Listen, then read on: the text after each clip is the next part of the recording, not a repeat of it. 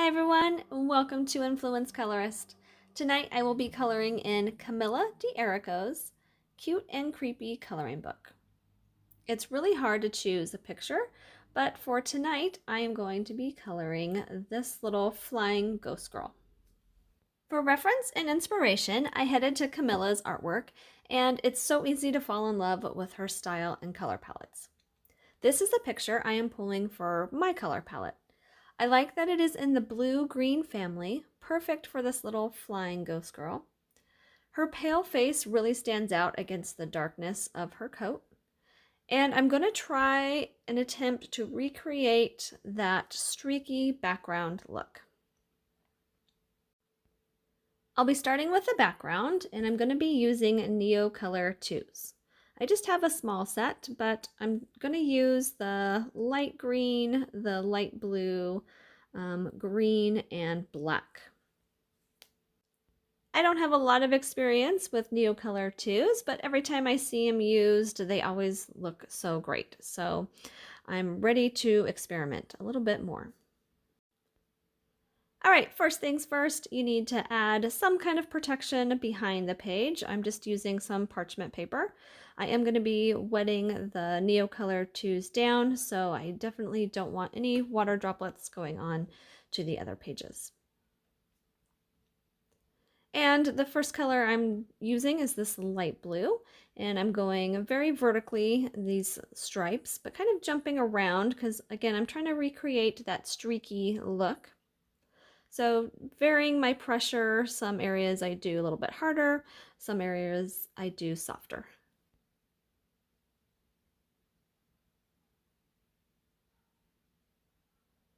Next color is the light green, and I'm just going to highlight a few areas, and then take the darker green, going in bigger chunks, still staying vertically and changing the pressure.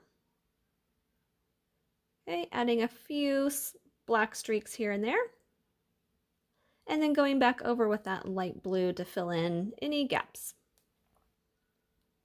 All right, so I'll be taking about a 1/2 inch flat brush and some water in a cup, and I'm gonna saturate the page pretty good. Although at first my thought was I wanted the paint to look like it was kind of running down, so I wanted to get a lot of water at the top and let it just kind of fall down. I soon quickly realized that the water went to the other page. Some of the streakiness or the water droplets kind of went to the other page since it kind of opens up a little bit. So I didn't want to mess up anything on the page behind, so I eventually just lay the book down again and just use the brush to kind of smooth everything out. I am using quite a bit of water, hoping it won't bleed through to the next page, but I can still use this kind of vertical motion to help create that streaky look, but still kind of smoothing and blending out the marks of the Neocolor 2s. I'm being somewhat careful not to get too much of this Neocolor 2 inside of her dress, although I will be using the Derwent Inktense in some dark shades, so anything that goes inside the Derwent Inktense will cover up. And I'm going to take a quick peek behind that page, and it really didn't bleed through very much. There might be a few little areas you can see, but it's not bad.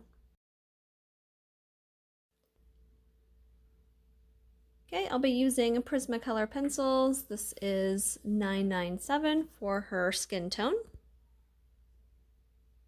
Coloring really lightly because I still want it to look very pale, but I'm just going all over her face, around her eyes, and even on her tongue.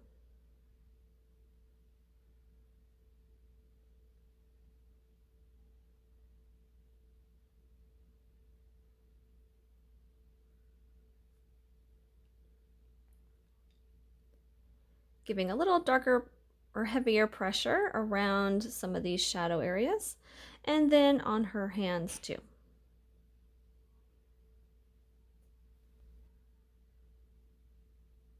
And I'll be using 1093 inside these shadow areas just to darken up slightly.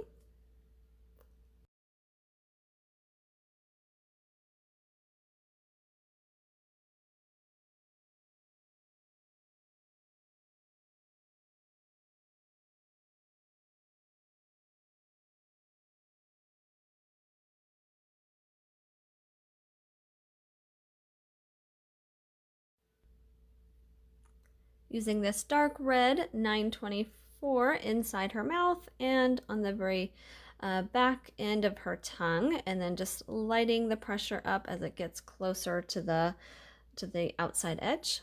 And then using pink 928 to kind of help blend some of that together. I didn't want it super intense red, just a slight tint of red.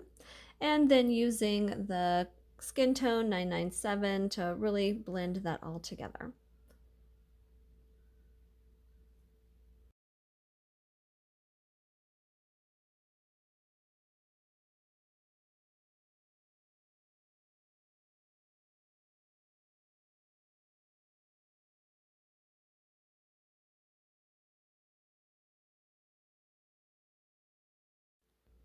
All right, I'll also be using a white Prismacolor just to kind of help blend some of those colors together.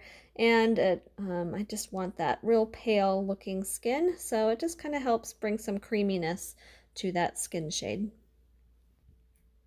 For her dress, I want it to look really kind of worn, still dark, very kind of creepy looking.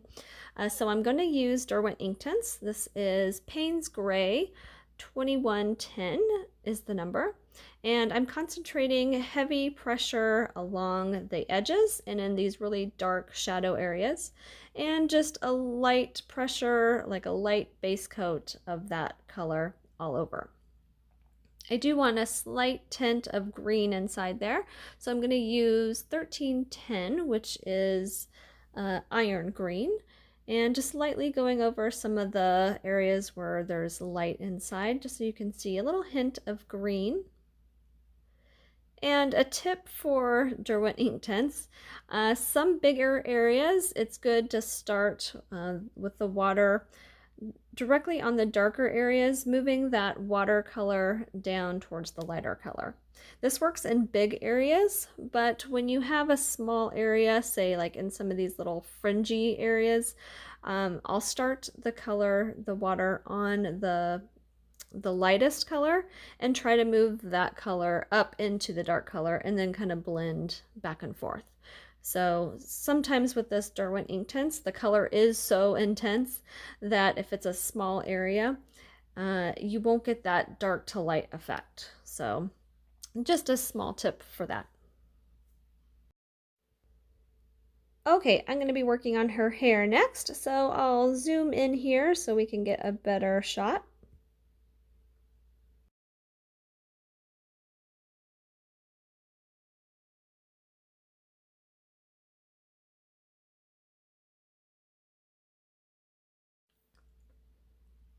And these are some of the brushes I'll be using. A very small flat brush and then some smaller, skinnier detail brushes. Some water. And some paper towel. All right, I think I will zoom out, that way you can get a better idea of how I'm grabbing the paint. So I just squirt some onto a paper plate, and I'll dip my brush in some water and just kind of pull some paint out, watering it down. It's just one of those things you have to play with to see if it's too translucent or too heavy in pigment, and you just kind of have to go for it. I'm going to start up at the bangs and just to see where I'm at here. It might be a little too much paint, so I might have to water it down. Again, I'm trying to get it translucent where I can still make out the hairlines.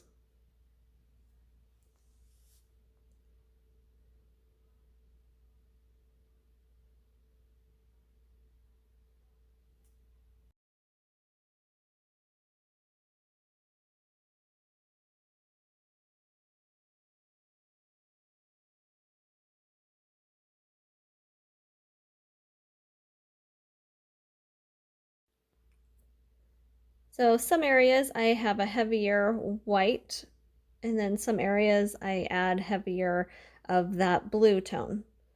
That way I get some nice little streaks of color. Sometimes I'll dip my brush in white and in blue, and then that creates some nice shading and texture as you're brushing it along. Then I'll take that really fine tip brush and just add some more streaks of color in there. filling in where I want more light and highlights and some of the darker blue shades.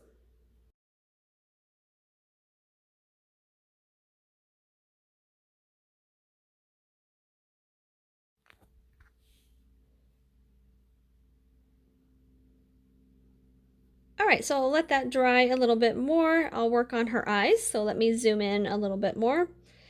And for her eyes, I'll be using a light blue first, Prismacolor 1087. And it's kind of hard to see where the iris, the color part of her eye is, so I'm just going to leave the outside right edge of the eyes white. So I'm just light pressure, just working that color in. It's kind of hard when there's so many black lines. It's hard to know what is what. And I'm really not that good at trying to figure out the highlights and shadows of the eyes. So thankfully, there is already that in there. All right, so for my dark color, I'm using this green. It's 907. Trying to add some good contrast for where the iris is and then the whites of her eyes.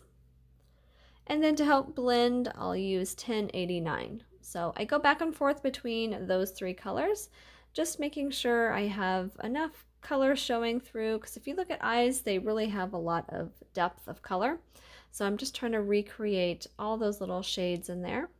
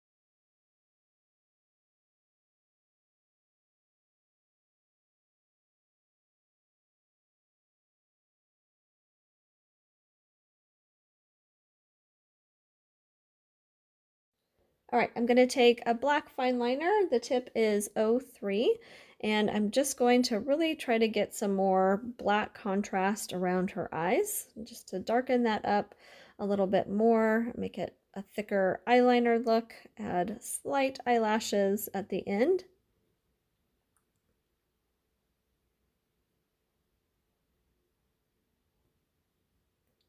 I think this will just sharpen up the look a little bit more.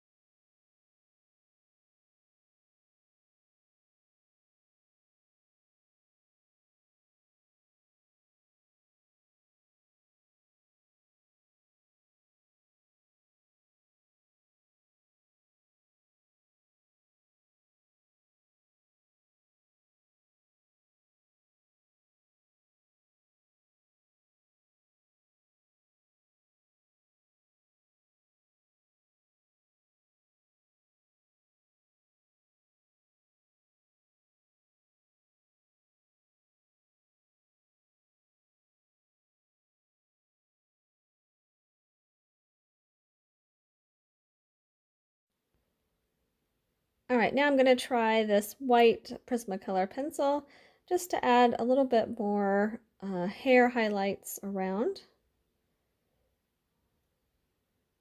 This white color pencil goes over acrylic paint really well.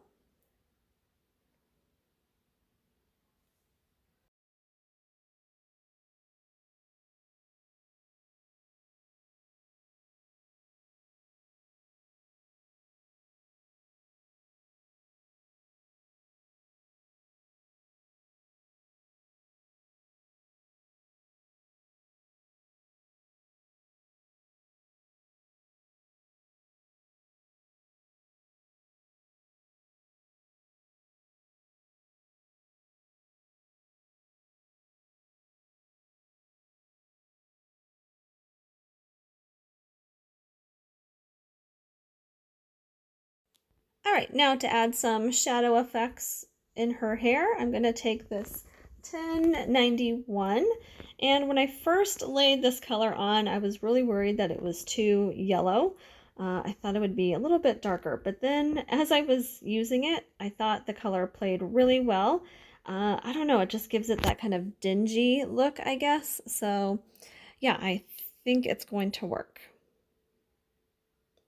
So I'm going to go right underneath her hood and just lightly adding some streaks inside her hair. And then this will also be used for inside her hair for some darker shadow areas.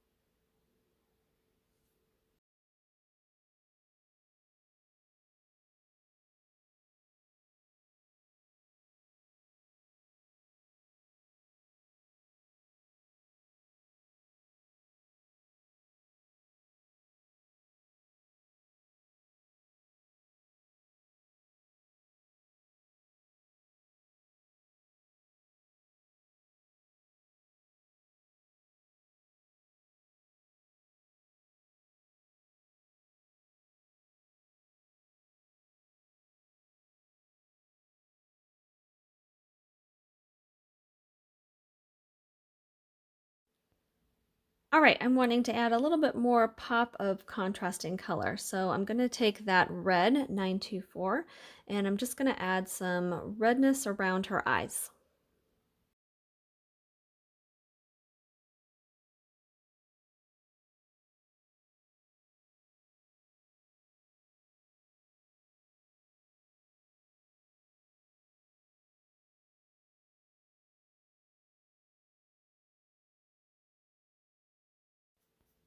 Using my darker skin shade, 1093, I'm just gonna hit some of these shadow areas again and blend that red in. I'm also wanting to add a little bit more depth and shadow around her nose and mouth.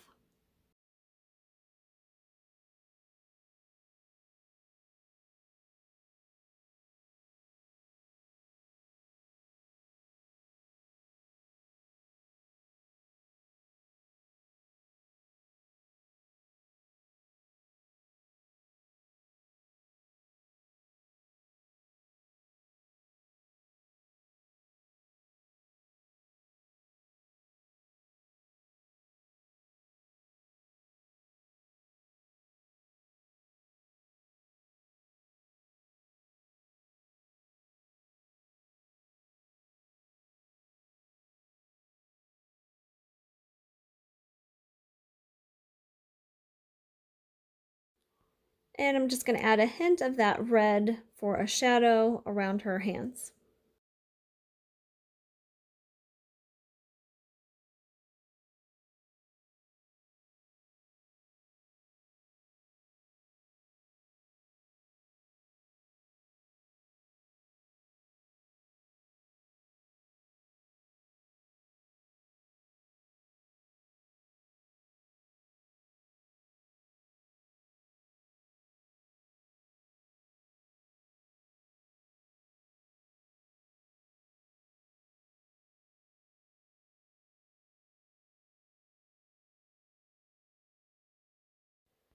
All right, so sorry, I forgot I was zoomed in here. I'll back up here in a little bit to show you what I'm doing. I'm just taking this black fine liner again, that same 03 tip, and I'm just creating more texture, more of these little stringy bits kind of fraying out of the ends. And you just have to kind of go for it, just freehand, little squiggles all over.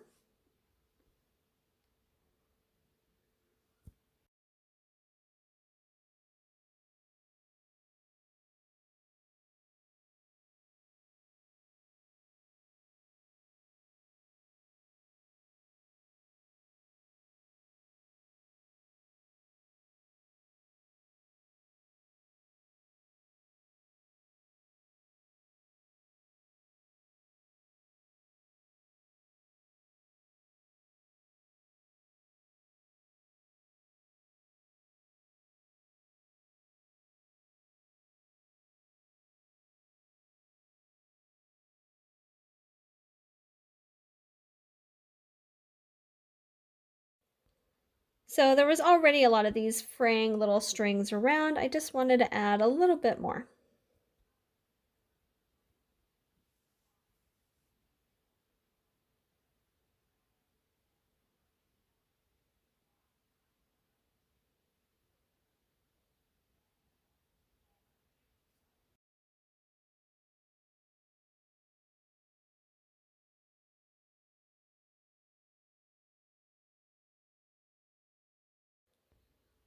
All right, and then one of the last steps is taking this white Posca pen and highlighting the whites of the eyes a little bit more and the highlight. And I'm also going to use it to add a few more streaks inside her hair. I felt like it just needed to be brightened up just a little bit more. So the white Prismacolor pencil helped bring some of that whiteness out. It's just a softer look. So to get a stronger white highlight, that is why I'm using the white Posca pen. Yay, she's done! This one actually didn't take as long as I thought it would, especially using all the different mediums that I used. So let me take the parchment paper out and I will bring it up closer so we can get a better look. I love the color combination. I think the streaks in the background were a good touch, and I think it represents the first photo that I showed you. The colors all play really well together. I actually am happy with the Derwent Inktense and how that turned out. Sometimes it's a little fussy for me, but it really looks like texture of cloth. So thanks for watching, everyone. I hope you enjoyed, and happy creepy coloring.